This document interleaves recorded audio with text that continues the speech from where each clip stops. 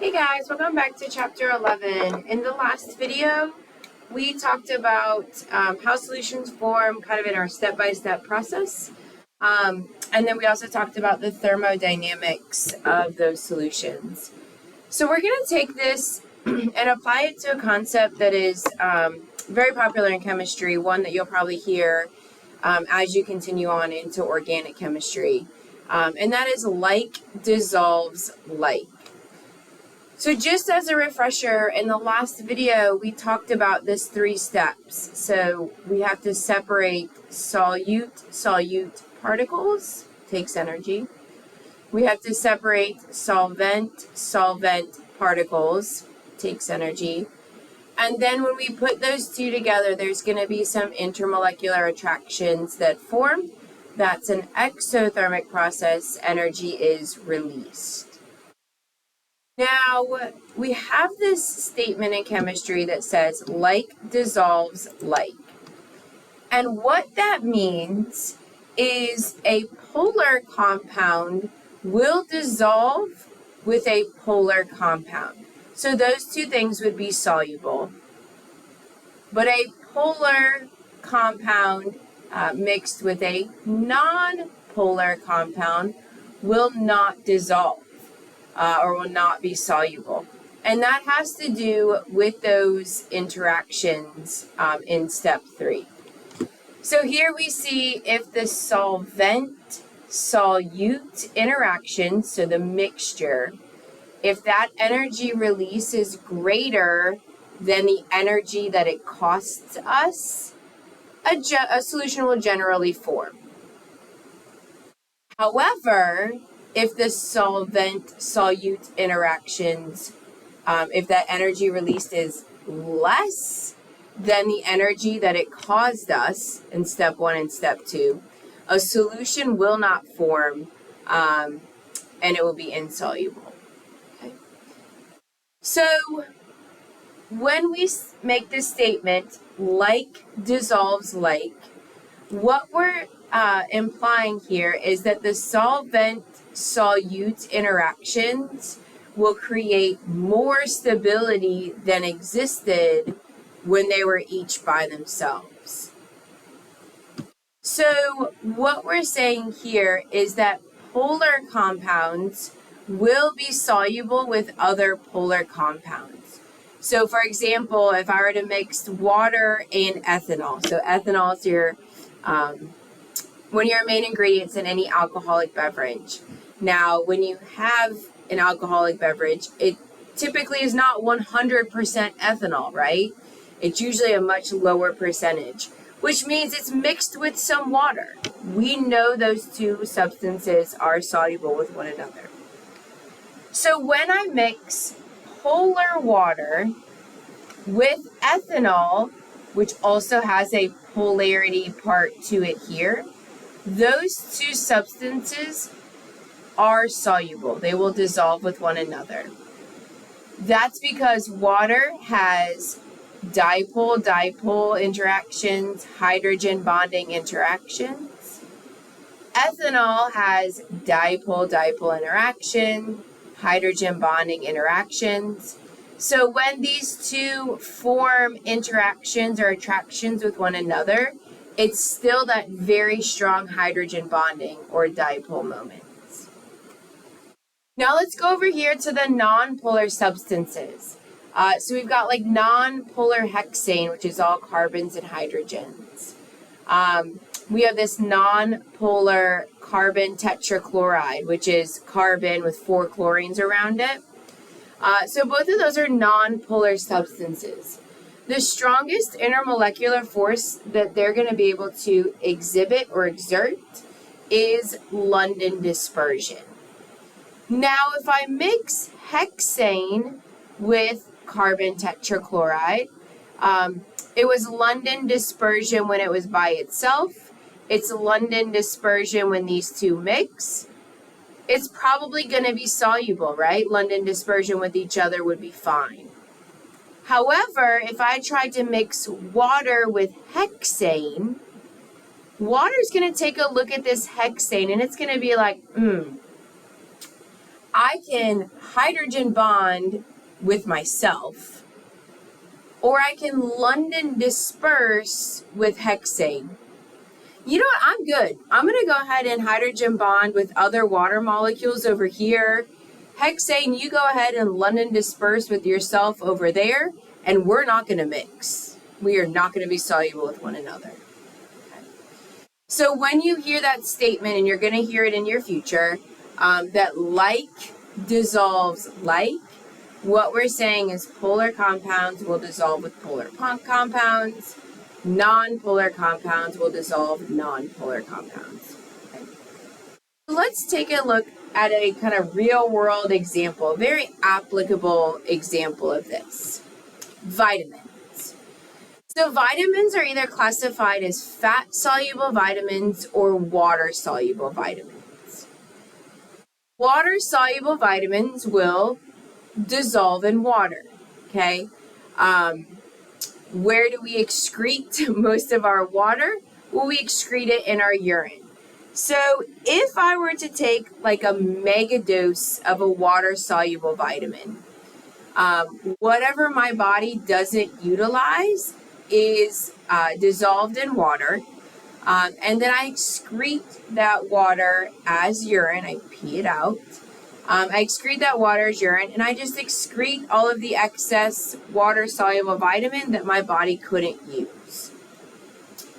This is very different than a fat-soluble vitamin. So fat-soluble vitamins will dissolve in fat deposits. The difference is we don't readily excrete fat. That would be nice. It doesn't happen. We tend to store the fat, right? We store it for a later use. So if I were to take a mega dose of a fat-soluble vitamin, and there is excess of that fat-soluble vitamin that my body doesn't use, it's going to store that fat-soluble vitamin in the fat deposits.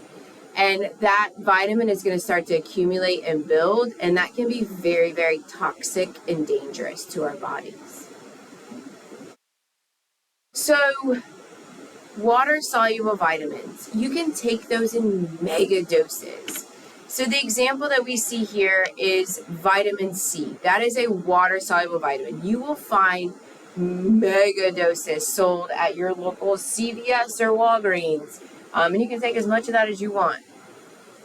Vitamin K, on the other hand, you will not find on the shelves at a CVS or Walgreens. Or if you do, the dosage is like tiny little dosages, because it's very dangerous. You could overdose on vitamin K. That can be very toxic to your body. So what classifies these as water-soluble versus fat-soluble vitamins? It's very important that we know the difference. Let's take a look at the structures. So some things to remember. Remember that carbon-hydrogen bonds are non-polar. Okay? So I come over here to vitamin K, and I see carbon-carbon, carbon-carbon, carbon-carbon, carbon-carbon. So I see a bunch of carbons connected to one another. I know those are non-polar bonds because they share evenly. They're the same electronegativity. Then I look at the outskirts and I see carbon-hydrogen, carbon-hydrogen, carbon-hydrogen, carbon-hydrogen, carbon-hydrogen, carbon-hydrogen. I see a whole lot of non-polar bonds. Now, I do see this carbon-oxygen bond, and yeah, that one's polar. And I also see this carbon-oxygen bond, and that is also polar. But in this vast majority of this ginormous molecule, I see two kind of teeny tiny dipole moments. And if we look at them, they're kind of pulling equal and opposite. Not exactly, but a little bit equal and opposite of one another. Scrolling over here to vitamin C, I see a whole lot of carbon-oxygen bonds. Carbon-oxygen, polar. Carbon-oxygen, polar. Carbon-oxygen, polar. Carbon-oxygen, carbon-oxygen, carbon-oxygen, carbon-oxygen. So I see way more polar bonds on that substance. I'm trying to highlight them here so you can see the difference. So here we've got a lot of moments of polarity, a lot of dipole moments. So we put something like this in water, and it's going to have all these opportunities to hydrogen bond. Put something like this into water, and there's not a lot of opportunity. Not a lot of opportunity. So this is going to be a relatively non-polar compound. And if you look at fat is vastly non-polar. It's a lot of carbons. It's a really long chain of carbons with a bunch of hydrogens around it. So this would be a non-polar molecule and would dissolve in fat. This would be a polar molecule and would dissolve in water. So let's take a look at these two vitamins. One of them is water soluble. One of them is fat soluble.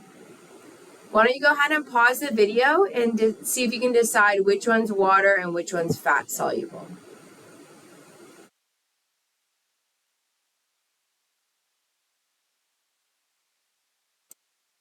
All right, so looking at these two vitamins, what I'm looking for is moments of polarity, right?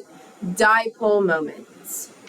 So I look at vitamin A and I kind of go around the molecule. I see a whole bunch of carbon bonds, carbon, hydrogen, carbon, hydrogen, carbon, hydrogen, carbon, hydrogen, carbon, carbon, carbon, carbon, carbon, carbon, carbon, carbon, carbon, with a bunch of hydrogens. Oh, and I see this carbon-oxygen bond. So this one right here, yeah, there's a dipole moment there. Okay. Everything else is nonpolar. Let's come down here to vitamin B. Polar bond there. Polar bond here. Carbon nitrogen polar bond. Carbon nitrogen polar bond. Carbon hydrogen or carbon oxygen polar bond. Carbon oxygen polar bond. Carbon oxygen polar bond. There's a lot more opportunities for dipole moments in this vitamin B. A lot less opportunities in the vitamin A. So if I had to decide which one of these was a water-soluble vitamin, I would say vitamin B has a lot more opportunities for hydrogen bonds to occur. That's our water-soluble vitamin. And then vitamin A is basically non-polar, and that would be a fat-soluble vitamin. Now think about what you actually know. Will you find vitamin B on the shelf at CVS or Walgreens in a mega dose? Yeah, you can find a million different versions of vitamin B complexes. Vitamin A, probably not going to find it in a mega dose. So the purpose of this video was to just kind of help you understand that like dissolves like, based on that solubility and the thermodynamics of solubility, and also using some of what you know from intermolecular forces. I hope you guys found this helpful.